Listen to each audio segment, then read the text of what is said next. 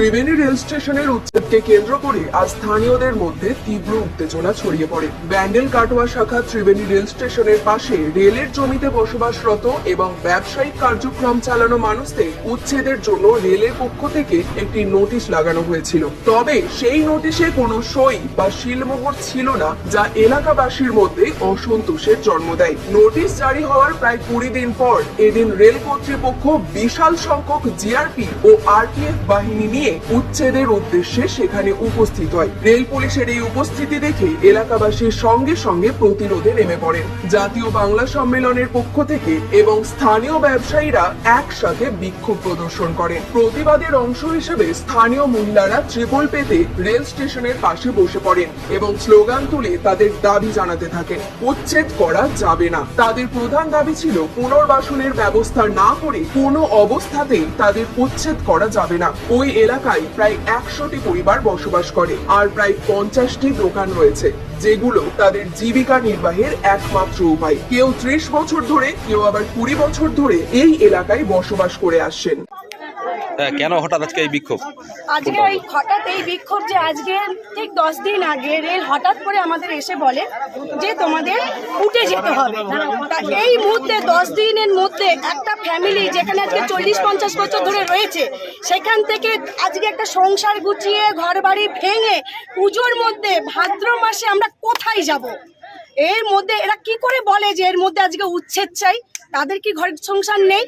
তাদের কি বউ বাচ্চা নেই? তারা কি এই বিপদ বোঝে না যে কি করে কি হয়? আর আমাদের ভাড়া দেওয়ার ক্ষমতা নেই, আমাদের দিনে নেই। আজকে যদি 400 টাকা ইনকাম হয়, 100 টাকা সংসার করি, তো 300 টাকা কালকের জন্য আমরা জমিয়ে রাখি। তা সেই পরিস্থিতিতে আমাদের এই লাখখানিক দিয়ে জায়গা কিনে বাড়ি করার ক্ষমতা আমাদের নেই 10 দিনের মধ্যে। তাই এই জন্য আমাদের এই বিক্ষোভটা অবশ্যই চলবে। যতদিন পুনর্বাসন হবে ততদিন পর্যন্ত আমাদের এই বিক্ষোভ চলবে আর আমরা চালিয়ে যাব। কিছুই বলছে না। আমরা এবং এই চিঠি নিয়ে আমরা দরখাস্ত নিয়ে ডিএম অফিসে গেছিলাম, ওনারা এও বললো যে আমরা ব্যাপারটা দেখছি। তা যদি দেখেই থাকে তাহলে 12 দিনের মধ্যে কি করে আবার বলে যে উচ্ছেদ করব? এখানে নেই করে তো 100টা, আজকে 40-50 বছর তার বেশি ছাড়া কম না। তাহলে আজকে হঠাৎ কি করে লাগলো? এই সংকটময় পরিস্থিতিতে বাঁশবেড়িয়া পৌরসভার 14 নম্বর ওয়ার্ডের কাউন্সিলর বিশ্বজিৎ দাস ও ওয়ার্ড কমিটির সভাপতি গৌতম দাস তাদের পাশে এসে দাঁড়ান। তারা উচ্ছেদ নিয়ে স্থানীয়দের উদ্বেগ ও ক্ষোভের প্রতি সমর্থন জানান এবং পুনর্বাসনের দাবিতে রেল কর্তৃপক্ষের সঙ্গে আলোচনার চেষ্টা করেন। আমরা জাতীয় বাংলা সম্মেলনের পক্ষ থেকে আজকে এখানে উপস্থিত হয়েছি। আমরা জানতে পারি রেল এখানে ত্রিবেণীতে এখানে একটা বিশাল বড় বস্তি আছে, সেইখানে রেল 10 দিন আগে নোটিশ দেয়। 10 দিন আগে নোটিশ দিয়ে 10 দিনের মাথায় রেল প্রশাসন আজকে উচ্ছেদ করতে এসছে। আর 1 মাস পর দুর্গাপুজো। আজকে আমরা বাংলার মানুষেরা, আমাদের একটা বোনের যদি গায়ে আঘাত লাগে, একটা মায়ের যদি গায়ে আঘাত লাগে, আমরা বাংলার মানুষ ঐক্যবদ্ধ হই। আজকে এতগুলো মা বোনেরা দেখুন, এনারা কেউ ঘরে কারোর বাড়ি কাজ করে খায়, এনাদের প্রত্যেক দিন খেটে দিন আনা খায় এনারা। আজকে রেল এনাদেরকে পুনর্বাসন দিতে পারছে না, মাথার ছাদটা কেড়ে নিতে তারা এসছে।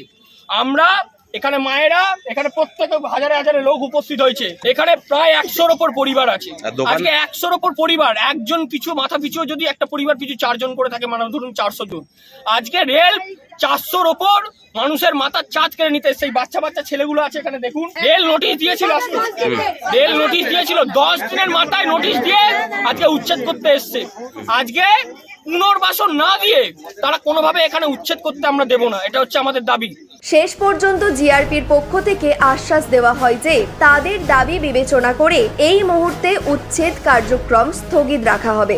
এই আশ্বাসে বিক্ষোভ সাময়িকভাবে শান্ত হয়। তবে স্থানীয়দের মধ্যে